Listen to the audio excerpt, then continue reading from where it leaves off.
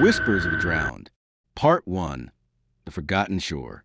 Everyone in the town of Greystone knew about Raven's Hollow Beach, but no one ever went there. Locals called it the Drowned Shore. It wasn't listed on any map, and even GPS couldn't locate it properly. People said the tide was strange there, that the air smelled like salt and death. But most of all, they said the beach whispered, and anyone who listened too long never returned the same. But 22-year-old Julia Marlowe didn't believe in local ghost stories. When she inherited her grandmother's seaside cottage near Raven's Hollow, she saw it as a chance to escape city noise, heal from a breakup, and work on her novel in peace. The beach was just a beach, or so she thought. Part 2. The First Walk. The first morning in the cottage, Julia brewed coffee and walked barefoot toward the shore. Mist clung to the sand like a living thing. The sea was unusually still, the waves moving in slow, syrupy patterns. She walked along the waterline, smiling. Then she heard it, a soft whisper, barely audible, rising from the crashing surf. "Julia?" She froze. "Hello?" she called out, turning in a circle. "Anyone there?" Nothing, only silence and the cry of distant gulls. She returned to the cottage, unsettled, but convinced it was a wind. Part 3. Strange Tides. Each night, the tide crept further up the shore. By the third night, it had reached her front steps. Julia checked the tide charts. Nothing explained it. The moon's cycle didn't match the sea's behavior. The beach felt wrong. The sand grew colder each night, damp with something thicker than seawater. And the whispering grew louder. Sometimes she heard laughter. Other times, crying. Her dreams were worse. In them, she walked into the sea, surrounded by pale hands reaching from the water, pulling her gently under. Each time she woke, her feet were wet. Part 4. The Journal. In the attic, Julia found a locked wooden chest. Inside was an old leather-bound journal, worn and warped by time. It belonged to her grandmother. The entries were cryptic, dated over 50 years ago. "I told them not to build so close to the hollow. The beach drinks grief like wine. It remembers the lost. The sea took my sister. Her voice still calls to me. Every night, closer, softer, begging. Don't stay too long. Don't look at the sea after midnight. Never answer it." Julia's hands trembled. Her grandmother was a rational woman. She never spoke of the beach. But the journal didn't lie.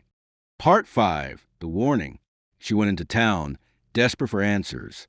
At the cafe, an old fisherman named Reed pulled up a chair beside her.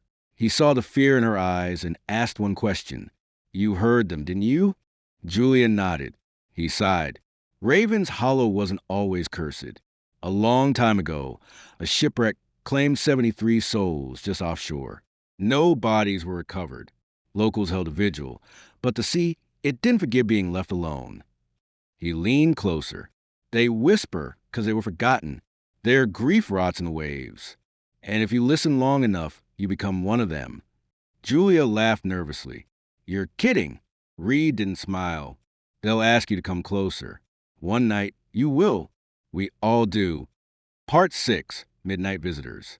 That night, Julia couldn't sleep. The whispering was now inside the walls. She clutched her pillow as voices echoed through her small home. "Join us. Come into the water. We are cold. We are lonely." Her mirror fogged over. 3 wet handprints appeared on the glass. She ran to the window. Outside, figures moved slowly along the shore, dripping, pale shapes. One turned. It was a woman, eyes hollow, seaweed in her hair, and she smiled. "Julia," the drowned woman whispered, her mouth unmoving. "Come home." Part 7. The Pool. By morning, Julia's front yard was soaked. Seaweed tangled on her doorknob. She called Reed, begging him to come. He arrived with salt, a bag of ashes, and an old silver compass. "They're inside now," he said. "They've chosen you." "What do I do?" He handed her the compass. "If the needle spins, don't look up. Don't move. Don't breathe." That night, she locked every door and scattered salt across the floors. At 3:13 a.m., The compass on her nightstand began to spin wildly. The house groaned. The air turned heavy with the smell of rot and brine, and from the ceiling came the soft drip of ocean water. Part 8. The Drowned.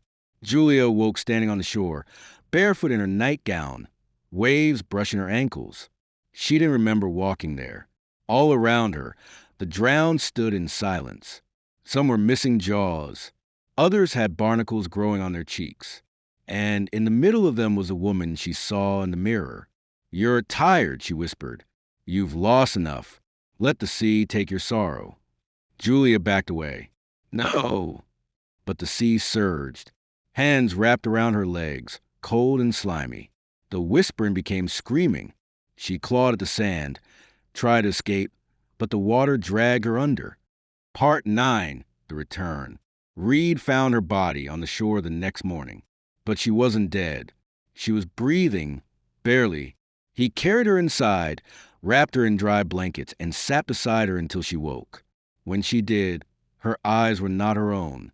They were glassy, pale, empty. She smiled. Reed stepped back. "Oh no." The thing inside her whispered in a voice not hers. "She sleeps now.